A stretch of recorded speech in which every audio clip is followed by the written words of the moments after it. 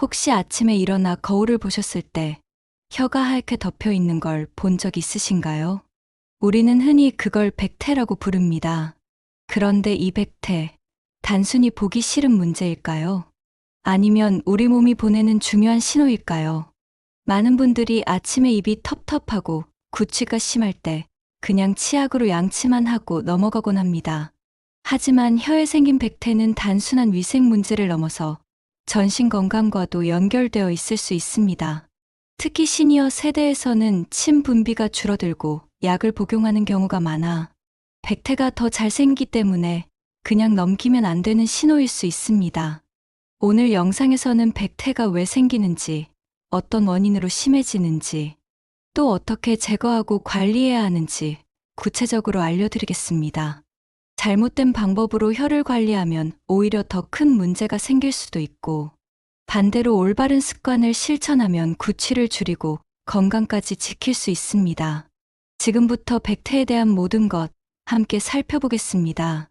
백태는 우리가 흔히 아침에 거울을 보면서 쉽게 발견할 수 있는 변화 중 하나입니다. 혀 위에 하얗게 낀 막, 바로 그것이 백태입니다. 많은 분들이 단순히 양치만 제대로 안 해서 생긴 것 정도로 생각하시지만 사실 이 백태는 우리 몸의 건강과 깊은 관련이 있습니다. 치과학적인 용어로는 설태라고 부르고 영어로는 tongue coating이라고 합니다. 혀 표면을 자세히 들여다보면 작은 돌기, 즉 유두라는 구조가 빽빽하게 자리 잡고 있습니다. 이 돌기 사이사이에 음식 찌꺼기, 죽은 세포, 그리고 세균이 함께 쌓이면서 휘거나 누렇게 보이는 막이 형성되는 것이죠. 이것이 바로 백태입니다. 혀는 단순히 음식을 씹고 맛을 느끼는 기관이 아닙니다. 혀에는 수많은 혈관과 신경이 연결되어 있고 우리 몸의 여러 장기와도 깊은 관련을 맺고 있습니다.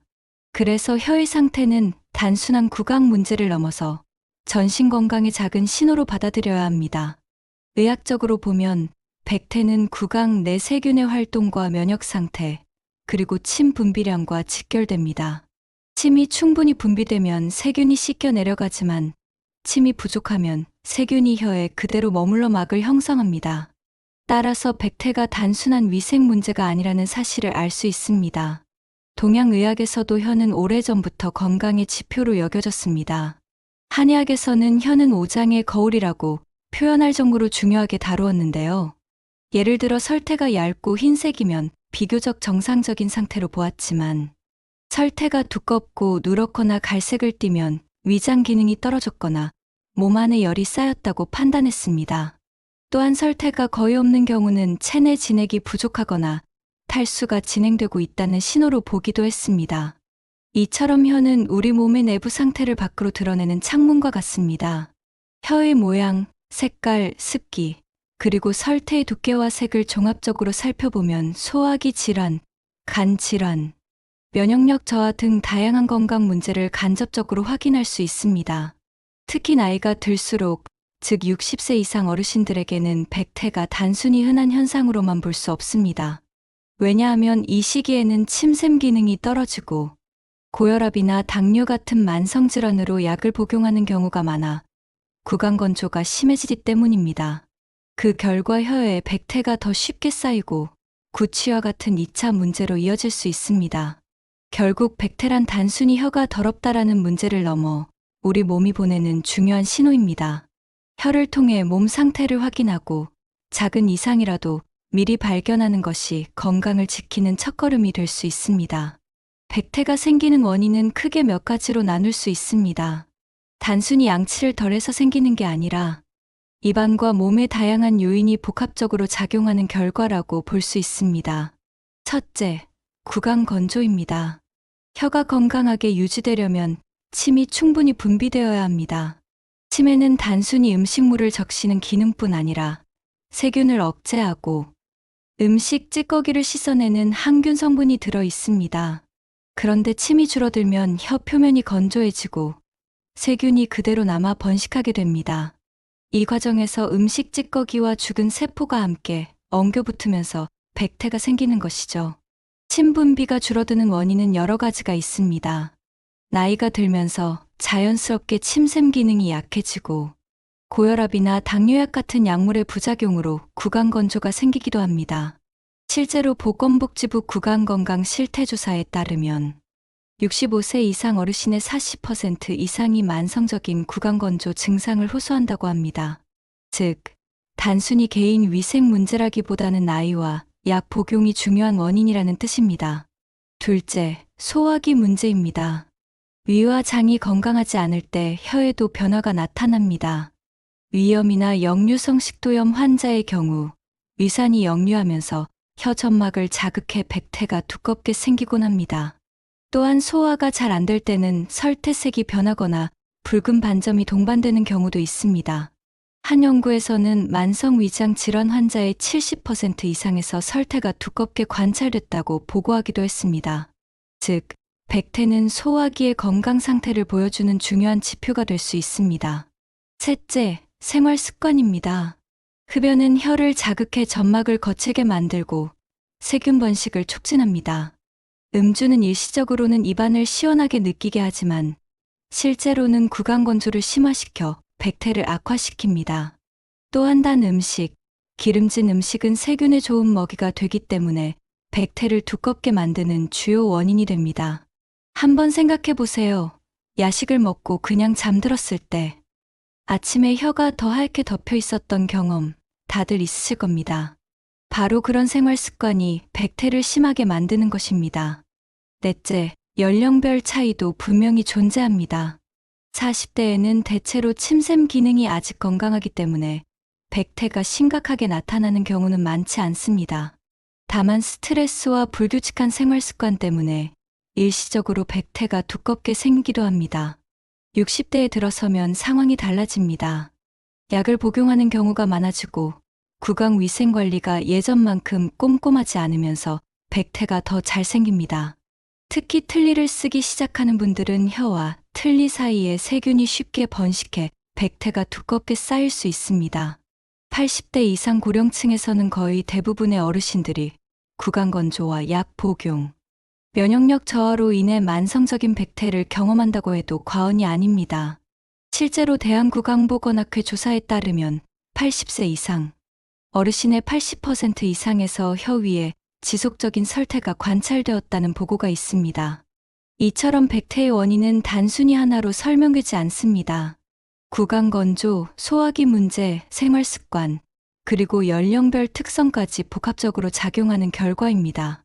따라서 양치를 잘못해서 생겼다라는 단순한 해석보다는 내 몸의 건강 신호로 받아들이고 원인을 찾아 관리하는 것이 중요합니다. 백태를 없애는 방법은 단순히 혀를 닦는다로 끝나지 않습니다. 잘못된 방법으로 관리하면 오히려 혀에 상처를 내거나 구강 건강을 더 악화시킬 수 있기 때문에 올바른 방법을 아는 것이 무엇보다 중요합니다. 첫째, 가장 효과적인 방법은 혀 클리너 사용입니다. 혀 클리너는 치과 의사들도 권장하는 도구인데 플라스틱이나 스테인리스로 만들어진 제품이 많습니다. 사용법은 간단합니다. 아침에 일어나자마자 세면대 앞에서 혀를 내밀고 혀의 뒤쪽에서 앞쪽으로 살살 긁어내듯이 사용하면 됩니다. 이때 중요한 건 힘을 주지 않는 것입니다. 많은 분들이 세게 밀어야 잘 닦인다고 생각하지만 혀는 생각보다 민감해서 과도하게 문지르면 맛을 느끼는 미뢰가 손상될 수 있습니다. 그래서 한두 번 부드럽게 쓸어내는 것이 핵심입니다. 둘째, 칫솔을 활용하는 방법도 있습니다. 혀 클리너가 없다면 칫솔의 뒷면이나 부드러운 솔을 사용해 혀를 닦을 수 있습니다. 이때도 마찬가지로 혀의 뒤에서 앞으로 부드럽게 움직여야 하고 칫솔모가 너무 뻣뻣하면 상처가 날 수 있으니 피하는 게 좋습니다. 칫솔질 후에는 입안을 충분히 헹궈 거품이나 잔여물이 남지 않도록 하는 것이 중요합니다. 셋째, 충분한 수분 섭취입니다. 아무리 혀를 닦아도 침이 부족하면 금세 백태가 다시 쌓입니다. 물을 충분히 마셔 입안을 촉촉하게 유지하는 것이 가장 기본적인 관리법입니다. 특히 아침에 일어나자마자 물 한 컵을 마시면 밤새 건조해진 혀와 입안을 깨끗하게 씻어주는 효과가 있습니다. 보건복지부 구강건강 가이드에서도 하루 1.5리터 이상의 수분 섭취를 권장하고 있습니다. 넷째, 구강 청결제 사용입니다. 입안을 헹궈주는 구강청결제는 세균을 줄이고 입안을 상쾌하게 만들어줍니다. 하지만 주의할 점은 알코올 성분이 없는 제품을 고르는 것입니다. 알코올이 들어있는 제품은 순간적으로는 시원하지만 시간이 지나면 오히려 입안을 더 건조하게 만들어 백태를 악화시킬 수 있습니다. 다섯째, 정기적인 치과 검진입니다. 백태는 단순히 위생관리로도 개선되지만 때로는 다른 질환의 신호일 수 있습니다. 6개월마다 치과 검진을 받으면 백태뿐 아니라 잇몸 질환, 구강암, 틀니 문제까지 함께 확인할 수 있어 일석이조의 효과가 있습니다. 그리고 많은 분들이 흔히 하는 잘못된 방법도 꼭 짚고 넘어가야 합니다. 숟가락으로 혀를 긁거나 날카로운 도구를 사용하는 분들이 있는데 이런 방법은 혀를 상처내고 세균 감염 위험을 높입니다. 또한 소금이나 베이킹소다를 직접 혀에 문지르는 민간요법도 있는데 이는 점막을 심하게 자극해 오히려 염증을 유발할 수 있습니다. 겉으로 보기에는 백태가 줄어든 것처럼 보여도 장기적으로는 혀 건강을 해치게 됩니다. 결국 올바른 방법과 잘못된 방법의 차이는 큽니다. 혀 클리너나 부드러운 칫솔로 가볍게 관리하는 것만으로도 구취가 줄고 혀가 맑아지지만 잘못된 방법을 쓰면 입안이 따갑고 통증이 생기며 더 큰 문제로 이어질 수 있습니다. 그래서 백태 제거의 핵심은 안전하게, 부드럽게, 꾸준히라는 세 가지 원칙이라고 할 수 있습니다. 혹시 아침에 일어나 거울을 보셨을 때 혀가 하얗게 덮여 있는 걸 본 적 있으신가요? 우리는 흔히 그걸 백태라고 부릅니다. 그런데 이 백태, 단순히 보기 싫은 문제일까요? 아니면 우리 몸이 보내는 중요한 신호일까요? 많은 분들이 아침에 입이 텁텁하고 구취가 심할 때 그냥 치약으로 양치만 하고 넘어가곤 합니다. 하지만 혀에 생긴 백태는 단순한 위생 문제를 넘어서 전신 건강과도 연결되어 있을 수 있습니다. 특히 시니어 세대에서는 침 분비가 줄어들고 약을 복용하는 경우가 많아 백태가 더 잘 생기기 때문에 그냥 넘기면 안 되는 신호일 수 있습니다. 오늘 영상에서는 백태가 왜 생기는지, 어떤 원인으로 심해지는지, 또 어떻게 제거하고 관리해야 하는지 구체적으로 알려드리겠습니다. 잘못된 방법으로 혀를 관리하면 오히려 더 큰 문제가 생길 수도 있고, 반대로 올바른 습관을 실천하면 구취를 줄이고 건강까지 지킬 수 있습니다. 지금부터 백태에 대한 모든 것 함께 살펴보겠습니다. 백태는 우리가 흔히 아침에 거울을 보면서 쉽게 발견할 수 있는 변화 중 하나입니다. 혀 위에 하얗게 낀 막, 바로 그것이 백태입니다. 많은 분들이 단순히 양치만 제대로 안 해서 생긴 것 정도로 생각하시지만 사실 이 백태는 우리 몸의 건강과 깊은 관련이 있습니다. 치과학적인 용어로는 설태라고 부르고 영어로는 tongue coating이라고 합니다. 혀 표면을 자세히 들여다보면 작은 돌기, 즉 유두라는 구조가 빽빽하게 자리 잡고 있습니다. 이 돌기 사이사이에 음식 찌꺼기, 죽은 세포, 그리고 세균이 함께 쌓이면서 휘거나 누렇게 보이는 막이 형성되는 것이죠. 이것이 바로 백태입니다. 혀는 단순히 음식을 씹고 맛을 느끼는 기관이 아닙니다. 혀에는 수많은 혈관과 신경이 연결되어 있고 우리 몸의 여러 장기와도 깊은 관련을 맺고 있습니다. 그래서 혀의 상태는 단순한 구강 문제를 넘어서 전신 건강의 작은 신호로 받아들여야 합니다. 의학적으로 보면 백태는 구강 내 세균의 활동과 면역 상태, 그리고 침 분비량과 직결됩니다. 침이 충분히 분비되면 세균이 씻겨 내려가지만 침이 부족하면 세균이 혀에 그대로 머물러 막을 형성합니다. 따라서 백태가 단순한 위생 문제가 아니라는 사실을 알 수 있습니다. 동양의학에서도 혀는 오래전부터 건강의 지표로 여겨졌습니다. 한의학에서는 혀는 오장의 거울이라고 표현할 정도로 중요하게 다루었는데요. 예를 들어 설태가 얇고 흰색이면 비교적 정상적인 상태로 보았지만 설태가 두껍고 누렇거나 갈색을 띠면 위장 기능이 떨어졌거나 몸 안에 열이 쌓였다고 판단했습니다. 또한 설태가 거의 없는 경우는 체내 진액이 부족하거나 탈수가 진행되고 있다는 신호로 보기도 했습니다. 이처럼 혀는 우리 몸의 내부 상태를 밖으로 드러내는 창문과 같습니다. 혀의 모양, 색깔, 습기, 그리고 설태의 두께와 색을 종합적으로 살펴보면 소화기 질환, 간 질환, 면역력 저하 등 다양한 건강 문제를 간접적으로 확인할 수 있습니다. 특히 나이가 들수록, 즉 60세 이상 어르신들에게는 백태가 단순히 흔한 현상으로만 볼 수 없습니다. 왜냐하면 이 시기에는 침샘 기능이 떨어지고 고혈압이나 당뇨 같은 만성질환으로 약을 복용하는 경우가 많아 구강건조가 심해지기 때문입니다. 그 결과 혀에 백태가 더 쉽게 쌓이고 구취와 같은 2차 문제로 이어질 수 있습니다.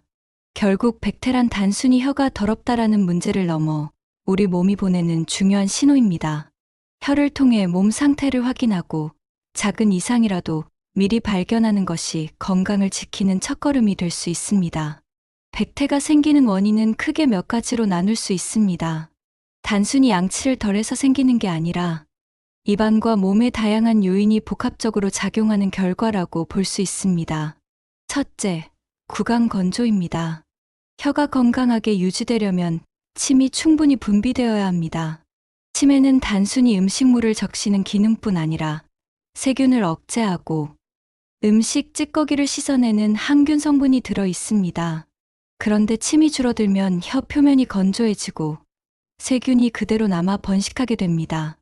이 과정에서 음식 찌꺼기와 죽은 세포가 함께 엉겨붙으면서 백태가 생기는 것이죠. 침 분비가 줄어드는 원인은 여러 가지가 있습니다. 나이가 들면서 자연스럽게 침샘 기능이 약해지고 고혈압이나 당뇨약 같은 약물의 부작용으로 구강건조가 생기기도 합니다. 실제로 보건복지부 구강건강실태조사에 따르면 65세 이상 어르신의 40% 이상이 만성적인 구강건조 증상을 호소한다고 합니다. 즉, 단순히 개인 위생 문제라기보다는 나이와 약 복용이 중요한 원인이라는 뜻입니다. 둘째, 소화기 문제입니다. 위와 장이 건강하지 않을 때 혀에도 변화가 나타납니다. 위염이나 역류성 식도염 환자의 경우 위산이 역류하면서 혀 점막을 자극해 백태가 두껍게 생기곤 합니다. 또한 소화가 잘 안 될 때는 설태색이 변하거나 붉은 반점이 동반되는 경우도 있습니다. 한 연구에서는 만성 위장 질환 환자의 70% 이상에서 설태가 두껍게 관찰됐다고 보고하기도 했습니다. 즉, 백태는 소화기의 건강 상태를 보여주는 중요한 지표가 될 수 있습니다.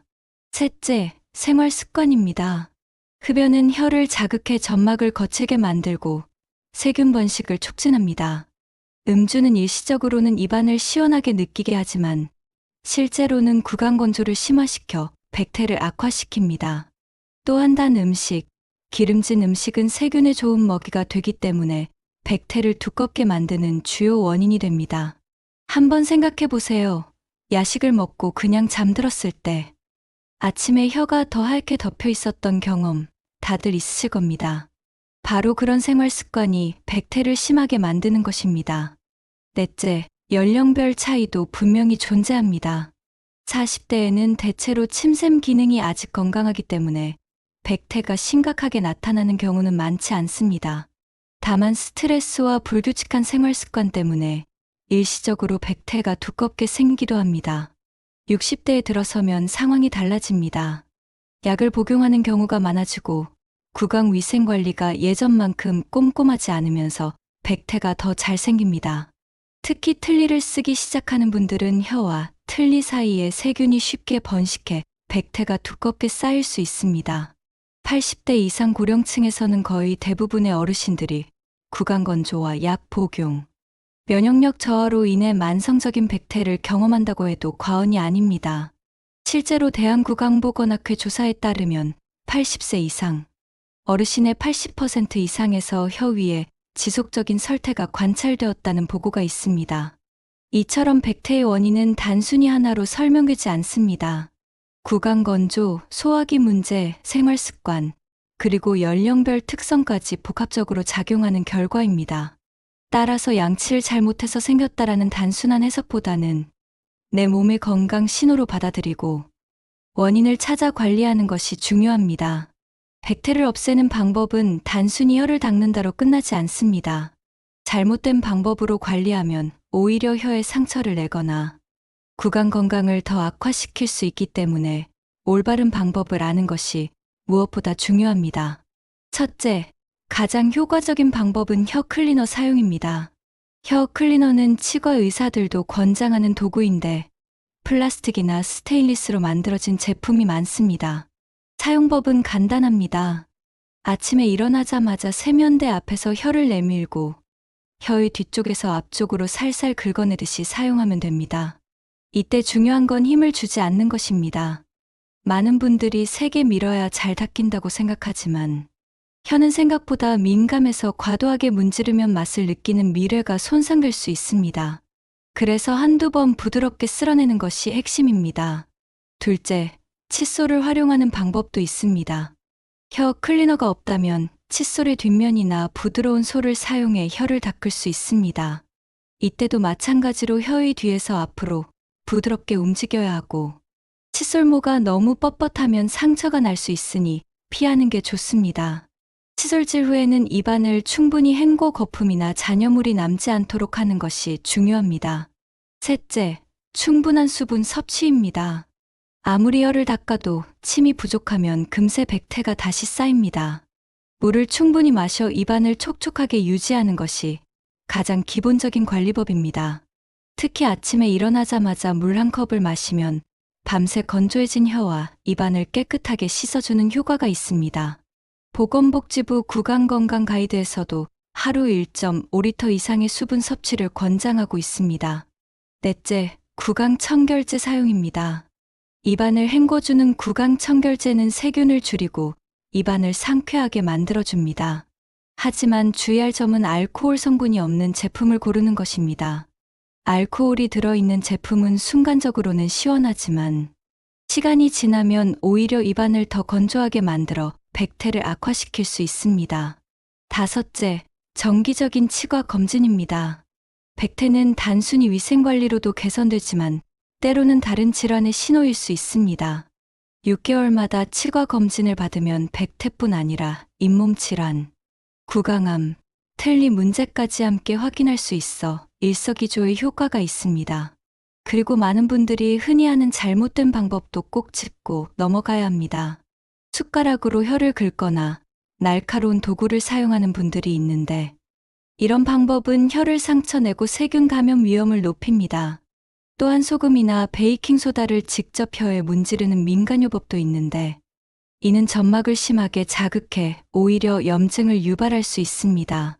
겉으로 보기에는 백태가 줄어든 것처럼 보여도 장기적으로는 혀 건강을 해치게 됩니다. 결국 올바른 방법과 잘못된 방법의 차이는 큽니다.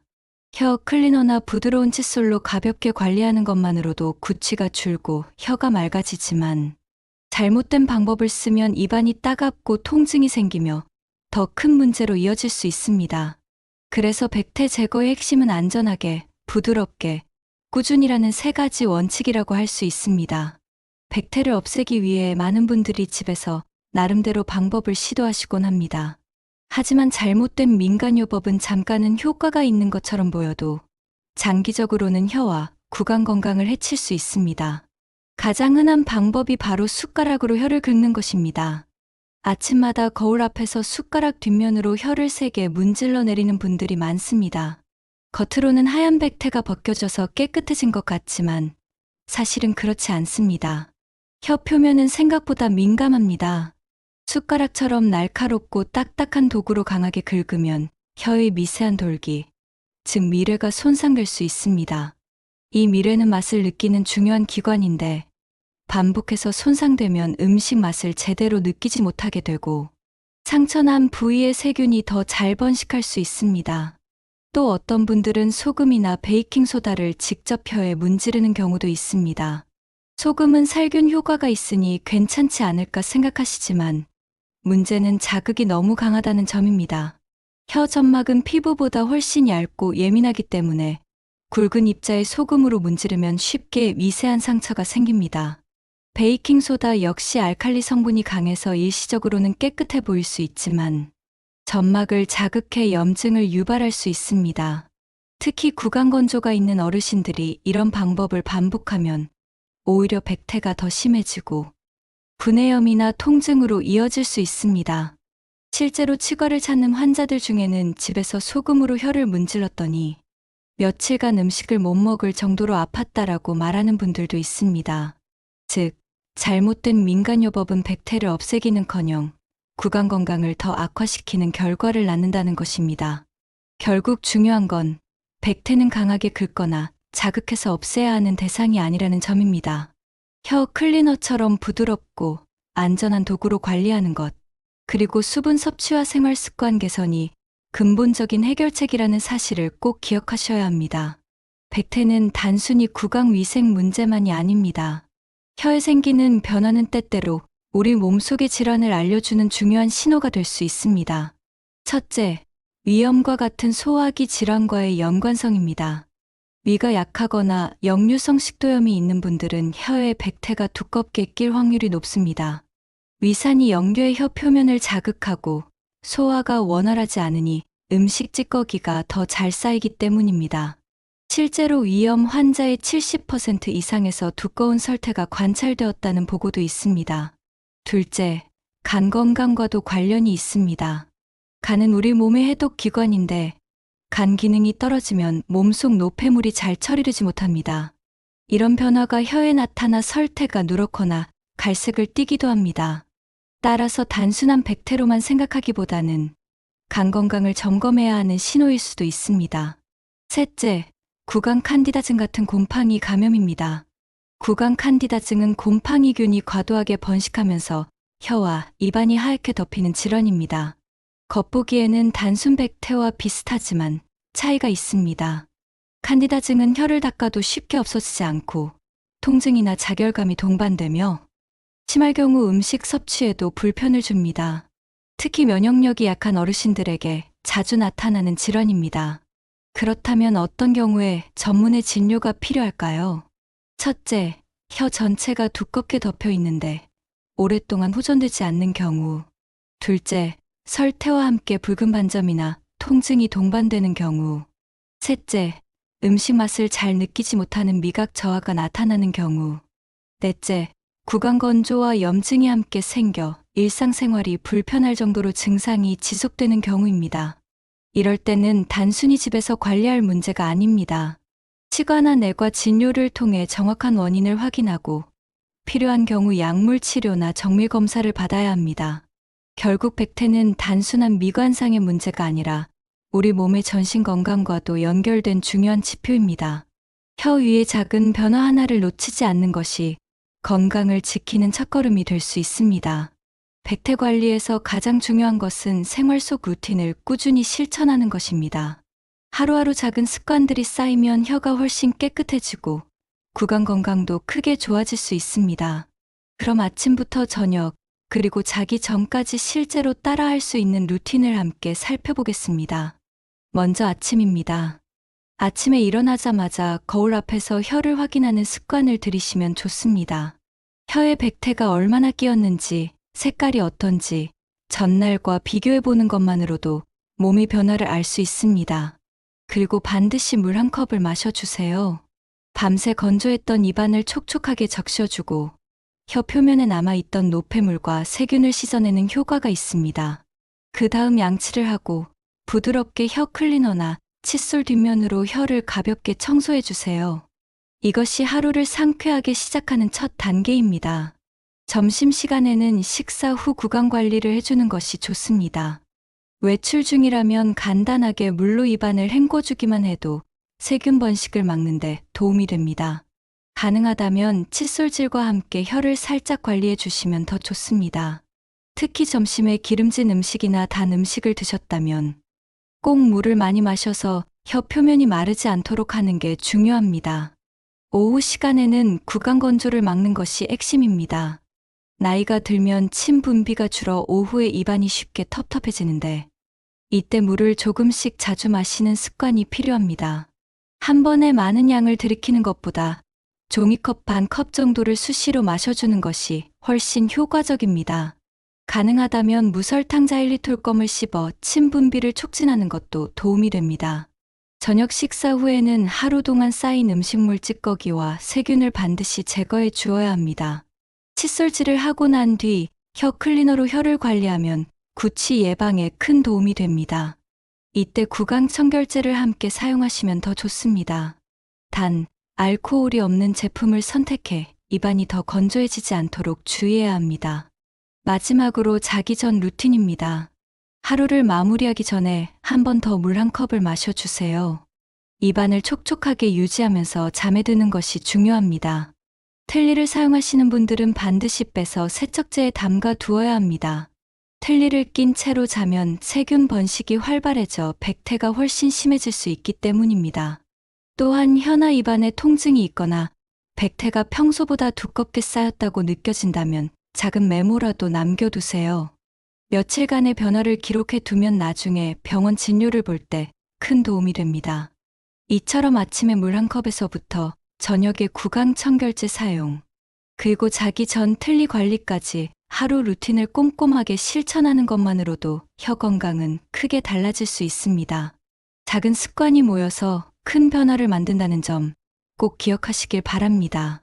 백태와 관련해 많은 분들이 궁금해하는 질문들이 있습니다. 지금부터 자주 묻는 질문 몇 가지를 뽑아서 차례대로 답해드리겠습니다. 첫 번째 질문입니다. 백태가 많으면 위장병이 있다는 말, 정말 사실인가요? 부분적으로는 맞습니다. 위염이나 역류성 식도염 같은 위장 질환을 가진 분들에게 백태가 두껍게 나타나는 경우가 많습니다. 위산이 연교해열을 자극하고 소화가 잘 안 되면서 음식 찌꺼기가 혀에 남기 때문입니다. 하지만 모든 백태가 위장병과 직접 연결되는 것은 아닙니다. 구강 건조, 생활습관, 약물 복용 등도 큰 원인이 될 수 있습니다. 따라서 무조건 위장병으로 단정하지 말고 백태가 지속된다면 병원 진료로 확인하는 것이 가장 정확합니다. 두 번째 질문입니다. 혀는 하루에 몇 번 닦아야 하나요? 권장되는 횟수는 하루 한두 번 정도입니다. 아침에 일어나자마자 한 번, 그리고 저녁 양치할 때 한 번이면 충분합니다. 너무 자주 혀를 닦으면 오히려 혀 표면이 자극을 받아 상처가 생기고 미래가 손상될 수 있습니다. 중요한 건 횟수가 아니라 부드럽게 관리하는 습관입니다. 세 번째 질문입니다. 백태를 없애려고 매운 음식을 먹으면 도움이 되나요? 간혹 혀가 얼얼해질 정도로 매운 음식을 먹으면 백태가 줄어드는 것 같다고 말씀하시는 분들이 있습니다. 하지만 이는 착각일 뿐입니다. 매운 음식이 혀 점막을 강하게 자극해 일시적으로 설태가 줄어든 것처럼 보일 수 있지만 사실은 점막이 손상된 상태입니다. 오히려 혀가 더 민감해지고 구강 건강에 해롭습니다. 네 번째 질문입니다. 구강 청결제를 매일 사용해도 괜찮나요? 답은 예스입니다. 단 알코올이 없는 제품을 선택했을 경우에만 그렇습니다.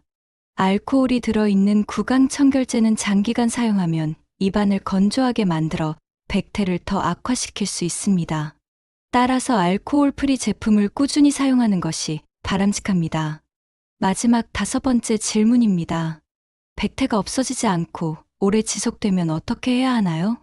이 경우에는 단순한 위생 문제가 아닐 수 있습니다. 구강 칸디다증 같은 감염성 질환이나 위장 질환, 간 질환이 원인일 수 있기 때문에 전문의 진료가 꼭 필요합니다. 특히 백태가 두껍게 덮이면서 붉은 반점이나 통증이 동반된다면 바로 병원을 찾으셔야 합니다. 이처럼 백태에 관한 오해와 궁금증은 많지만 중요한 건 올바른 정보를 알고 실천하는 것입니다. 하루 한두 번 부드럽게 관리하고 생활 습관을 개선하는 것만으로도 충분히 예방과 관리가 가능합니다. 백태를 줄이고 깨끗한 혀를 유지하기 위해서는 생활 속에서 꾸준히 실천할 수 있는 예방법이 가장 중요합니다. 지금부터 누구나 쉽게 따라할 수 있는 구체적인 방법들을 정리해 드리겠습니다. 첫째, 아침 기상 직후 물 한 컵을 마시는 습관입니다. 밤새 수면을 취하는 동안 입안은 건조해지고 세균이 번식하기 쉽습니다. 아침에 일어나자마자 물 한 컵을 마셔주면 혀 표면에 쌓인 노폐물과 세균을 씻어내고 하루를 상쾌하게 시작할 수 있습니다. 둘째, 하루 1.5리터 이상의 충분한 수분 섭취입니다. 물을 자주 마셔야 침 분비가 원활해지고 구강 건조를 막아 백태가 쌓이지 않도록 도와줍니다. 한 번에 많은 양을 마시는 것보다 조금씩 자주 마시는 습관이 더 효과적입니다. 셋째, 식사 후 양치와 혀 관리를 꾸준히 하는 것입니다. 치아만 깨끗하게 닦는 것으로는 충분하지 않습니다.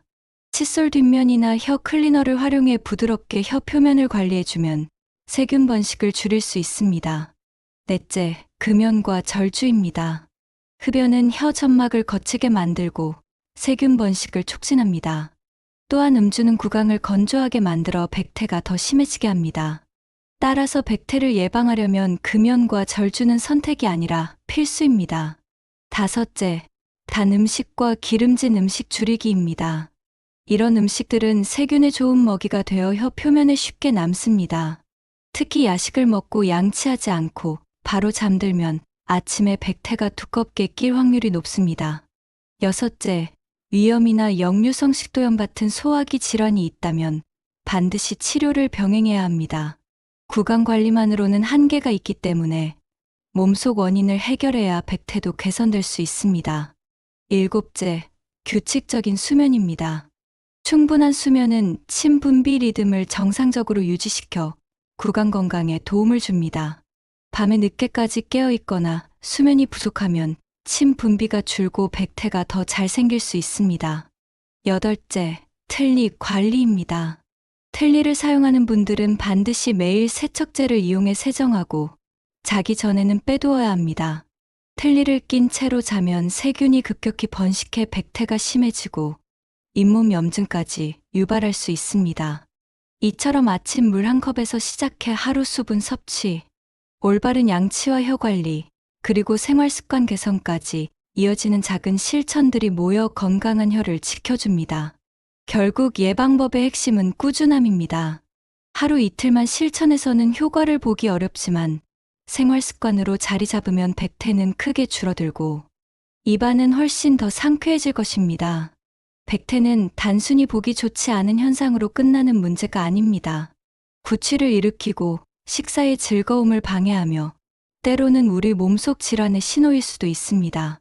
작은 신호일 때 놓치지 않고 올바른 방법으로 관리하는 것이 건강을 지키는 첫걸음입니다. 오늘 말씀드린 내용들을 다시 정리해 보겠습니다.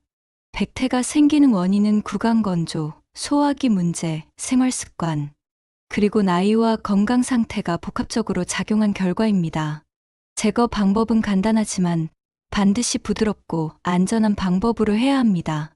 혀 클리너를 올바르게 사용하고 충분히 수분을 섭취하며 구강 청결제를 적절히 활용하고 정기적인 치과 검진을 받는 것이 핵심입니다. 그리고 숟가락 긁기, 소금이나 베이킹소다 문지르기 같은 잘못된 민간요법은 절대 피해야 합니다. 또한 혀의 변화는 단순한 위생 문제가 아니라 위장 질환이나 간 질환, 구강 칸디다증 같은 다른 건강 문제와도 연결될 수 있다는 점을 기억하셔야 합니다.